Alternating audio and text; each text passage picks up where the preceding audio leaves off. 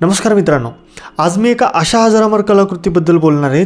त्यावेळी त्या कलाकृतीने अक्षरशः प्रत्येकाला वेड लावलं होतं.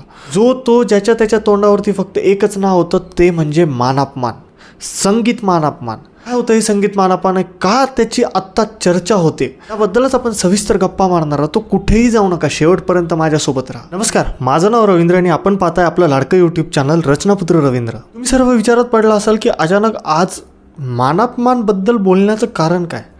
तर आज याच मानापमान म्हणजे संगीत मानापमानाचा ट्रेलर प्रदर्शित झाला आहे.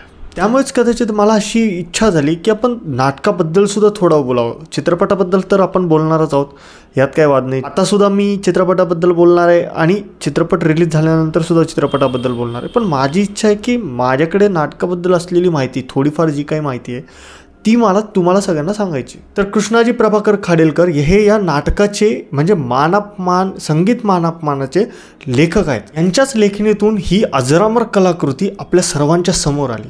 या नाटकाचा पहिला प्रयोग झाला होता 1912ला. त्यावेळी याला भामिनी हे पात्र बालगंधर्वांनी साकारलं होतं. त्याच भामिनी पात्राने अक्षरशः प्रत्येकाच्या मनात स्थान निर्माण केलं होतं. नाटक अभिनयाने तर गाजलंच, पण खरं अजरामर केलं हे त्याच्या संगीताने. हरिश्चंद्र असे धरीला, प्रेम सेवा शरण, शुरामी वंदिले, प्रेम भावे जीव जगिया यांसारख्या 28 अजरामर गाण्यांनी त्या काळी हे नाटक खूप म्हणजे अतिशय गाजलं. वसंतराव देशपांडे, मास्तर दीनानाथ मंगेशकर, आशा भोसले, बालगंधर्व, पंडित प्रभाकर केरेकर आणि पंडित कुमार गंधर्व एवढ्या दिग्गज मंडळींनी आपल्या सुरांनी या नाटकाला आणि याच्या संगीताला अजरामर करून टाकलं.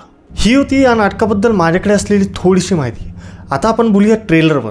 यात संगीतमय अजरामर कलाकृतीचं 10 जानेवारीला चित्रपटात रूपांतर करून आपल्या सर्वांसाठी प्रदर्शित करणार आहेत. आता या चित्रपटाच्या ट्रेलरबद्दल बोलायचं झालं, ट्रेलर हे खरंच खूप भव्य दिव्य दिसतंय.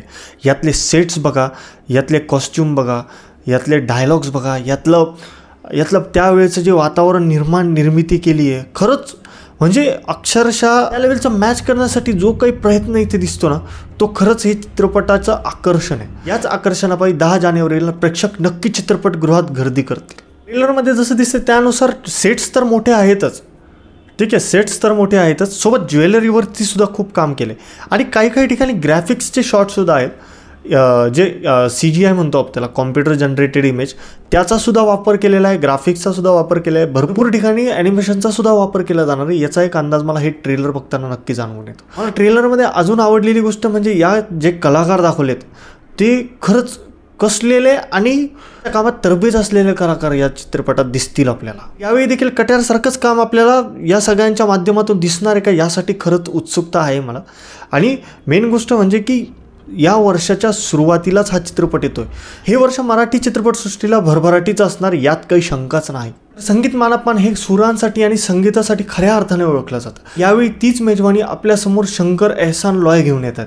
यांनीच खरं तर कट्यार काळजात घुसली या चित्रपटाला संगीत दिलं होतं. या चित्रपटाचे गाणे ऐकले असता मला असं जाणवतंय की हे संगीत सुद्धा त्याच तोडीचं असणार आहे. त्या चित्रपटाचं दिग्दर्शन केले सुबोध भावे यांनी. त्यासोबतच ते या चित्रपटात धैर्यधर नावाचं पात्र सुद्धा साकारतायत. या चित्रपटात अभिनय करताना आपल्याला आपल्या मराठी चित्रपटसृष्टीची दिग्गज मंडळी दिसणार आहेत. नीना कुलकर्णी, उपेंद्र लिमये, निवेदिता सराफ, सुबोध भावे, वैदेही परशुरामी आणि सुमित राघवन आदी. ट्रेलरबद्दल सांगायचं झालं तर ट्रेलरमध्ये खरंच भव्य दिव्य सेट्स आपल्याला दिसत आहेत. त्यातले कॉस्ट्युम्स, त्या चित्रपटात तो काळ जो उभा केलेला आहे तो खरंच आपल्याला खरा वाटतो. आणि सोबतच या चित्रपटामध्ये जे काही पात्र साकारले गेलेत, आता ही कथा माझ्यासाठी नवीनच आहे कारण मी ते नाटक बघितलेलं नाही. त्यामुळे खरं तर या चित्रपटात नेमकं काय होणार आहे, आणि हा ट्रेलर एक अशा पॉईंटला जाऊन संपतो जिथे उत्सुकता ही लागलीच पाहिजे. इतर 10 जानेवारीसाठी खूप उत्सुक आहे. बघूया आपल्याला चित्रपटात 10 जानेवारीला अजून काय काय बघायला भेटणार आहे. मित्रांनो, हा होता माझा संगीत मानापमान या ट्रेलरचा रिव्ह्यू. हा रिव्ह्यू तुम्हाला कसा वाटला हे तुम्ही खाली कमेंट करून सांगू शकता. आणि जर ट्रेलर तुम्ही बघितला असेल तर तुमच्या काय भावना आहेत त्यासुद्धा तुम्ही खाली कमेंट करून व्यक्त होऊ शकता. मला असं समजते की तुम्ही व्हिडिओला लाईक करत नाही आहे आणि सोबत कमेंट्स देखील करत नाही. तर मित्रांनो, व्हिडिओला लाईक करा, कमेंट्स करा आणि चॅनलला जर सबस्क्राईब केलं नसेल तर चॅनलला सुद्धा नक्की सबस्क्राईब करा. तुमच्या एका सबस्क्राईबने मला खूप मोठं पाठबळ भेटतं. त्यासाठी चॅनलला नक्की सबस्क्राईब करा. बेल आयकॉनचं बटन दाबायला विसरू नका. भेटूया पुढच्या अशाच चांगल्या व्हिडिओमध्ये. तोपर्यंत धन्यवाद.